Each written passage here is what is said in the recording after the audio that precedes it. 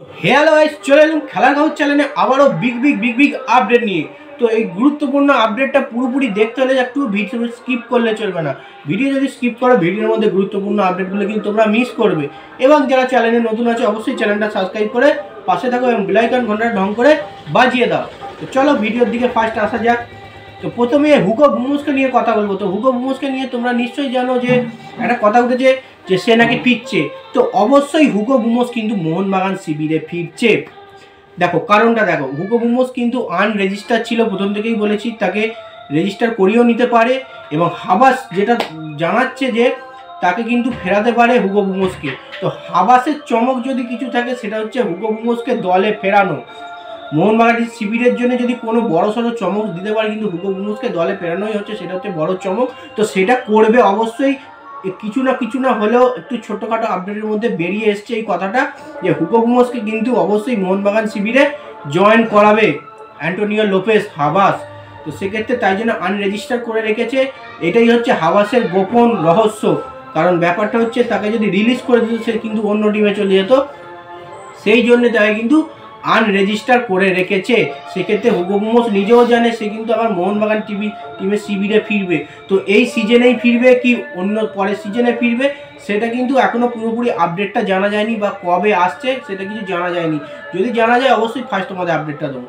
যে সেকেন্ড আপডেটটা যেটা আছে ইস্টবেঙ্গলকে নিয়ে। তো ইস্টবেঙ্গলের সাউল ক্রেসপো। তো সাউল ক্রেসপো নাকি স্পেনে গেছে।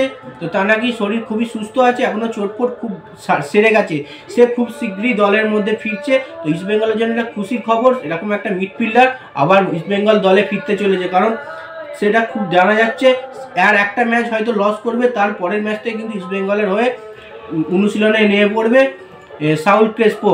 সেক্ষেত্রে হায়দ্রাবাদ ম্যাচে কিন্তু সাউল ক্রেসপোকে পাওয়া যাবে না, তার পরের ম্যাচটা থেকে হয়তো অবশ্যই পাওয়া যেতে পারে সাউল ক্রেসপো। এটা হচ্ছে ইস্টবেঙ্গলের জন্য সুখবর। এবং জেসন কামিন্সকে নিয়ে খবরটা যেটা, জেসন কামিন্স কিন্তু কালকে একদম খেলতে পারেনি, সেটা অনেকেই জানাচ্ছে মোয়ে। তো জেসন কামিন্সকে একটা বড় বিশ্বকাপার হয়ে তাকে দলে মাঠে নামালো না, এটা একটা জেসন কামিন্সের হয়ে খুবই খারাপ ব্যাপার। মানে জেসন কামিন্সকে যথারীতি অপমানও হতে হলো এবং ছোট হতে হলো। কারণ অ্যান্টোনিও লোপেস হাবাস জানে তাকে দলে রাখলেও সে কিন্তু দলের জন্য সেরাম কিছু করতে পারছে না। সেক্ষেত্রে তাকে পুরোপুরি কালকে মাঠে বসিয়ে রেখেছিল, তার জায়গায় লিস্টন কোলাসোকে নামিয়ে কিন্তু একটা ওয়াট এ পারফরমেন্স লিস্টন কোলাসো দিয়েছে। এবং লাস্ট যে আপডেটটা আমি দিতে চলেছি সেটা হচ্ছে অ্যান্টোনিও লোপেস হাবাসকে নিয়ে যেটা বলছিল। তো অ্যান্টোনিও লোপেস হাবাস সে কিন্তু জানিয়ে দিয়েছে। তো অ্যান্টোনিও লোপেস হাবাস বলেছে, আমি আমার দলকে যেভাবে চালনা করেছি আগামীকাল, তো সেইভাবেই পুরোপুরি আমার দল টিম খেলেছে এবং আমরা জয় আনতে পেরেছি। আমরা তখনই প্রথম থেকেই বলে দিয়েছিলাম কিন্তু গোল আমরা কোনো মতেই খাবো না, ডিফেন্স করব, কাউন্টার অ্যাটাকে গোল করব। তোমরা নিশ্চয়ই জানো হাবাসের কিন্তু এই স্ট্র্যাটেজিটা প্রতিবারে হয়।